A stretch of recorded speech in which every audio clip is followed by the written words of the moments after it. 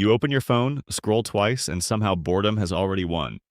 But what if boredom is not timeless, and your ancestors barely recognized it?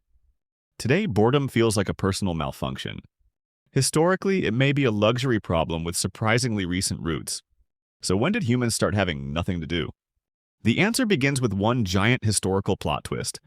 For 99% of human history, boredom was not the default setting. Most people worked, traveled, gathered, hunted, repaired, traded, worshipped, or raised children. Their days contained waiting, certainly, but rarely empty choice. Modern boredom needs a strange ingredient: abundant spare attention. That makes boredom less ancient curse, more modern side effect. Even the word itself carries history. Before boredom, people described related states with different names and meanings. Now let's follow the feeling through monasteries, cities, factories, and screens. In early Christian writing, acedia meant spiritual listlessness and resistance to disciplined life.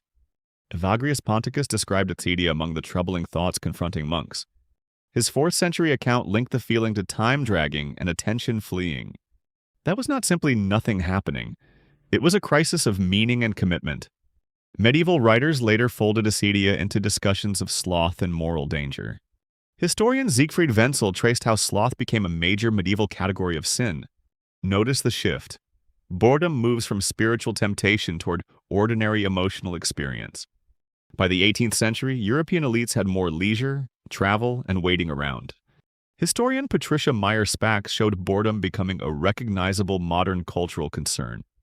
In her history, boredom reflects changing expectations about stimulation, purpose, and the self. The Industrial Revolution intensified the contrast between clock time and meaningful activity. Factories organized life into repeated intervals measured by bells and machines. Philosopher Bertrand Russell argued that boredom can arise when stimulation becomes too predictable.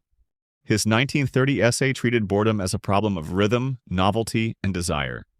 Psychiatrist Otto Fenichel connected boredom with blocked activity and unfulfilled impulses. For Fenichel, boredom was restless energy with nowhere satisfying to go. Psychiatrist Viktor Frankl described a Sunday neurosis emerging when work stopped and emptiness appeared. Frankel's account made boredom a question of meaning, not merely entertainment. Psychologist John Eastwood later defined boredom as wanting engagement but failing to find it. His research team described boredom as an unengaged mind seeking something else. That explains why boredom feels agitated, not peacefully empty. Anthropologist Marshall Solins challenged the idea that earlier humans lived in constant scarcity. In Stone Age economics, Salins described hunter-gatherers as capable of substantial leisure. Leisure, however, is not identical to boredom. The key difference is whether free time feels chosen, meaningful, and socially connected. Anthropologist Robert Edgerton documented how societies vary in what they call normal behavior. His work reminds us that emotional problems are partly shaped by cultural expectations. A society demanding constant productivity can make ordinary pauses feel suspicious. The modern world then added an unprecedented stream of tiny possible distractions. Each option promises stimulation, but endless options can make choosing harder. Psychologist Mark Leary and colleagues found that boredom involves low arousal and dissatisfaction with engagement. Their work helps explain the weird modern loop: bored, distracted, still bored. Philosopher Lars Svensson argued that modern boredom is tied to meaninglessness and repetitive choice. In his philosophy, boredom grows when life feels interchangeable and significance thins out. Literature also noticed the change.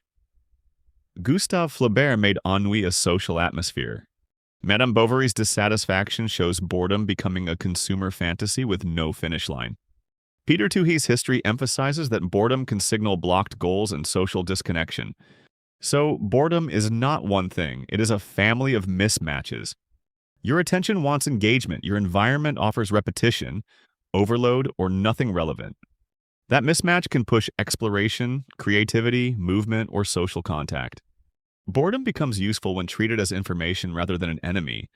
It may ask, change the task, change the setting, or change the question. But suppress every pause and you lose the chance to notice what matters. The counterintuitive lesson is that boredom may be a healthy alarm. It tells you your attention and your life are no longer aligned. Sometimes the fix is entertainment. Sometimes it is rest, purpose, or another human. So next time your phone feels dull, resist blaming your brain immediately. Maybe your mind is not broken. Maybe it is asking for a better world. Boredom is history's little signal flare. Something wants to begin. And occasionally, the bravest response is letting the silence stay. Because an empty moment can be where a new idea sneaks in. The history of boredom ends with a challenge. What will your pause reveal?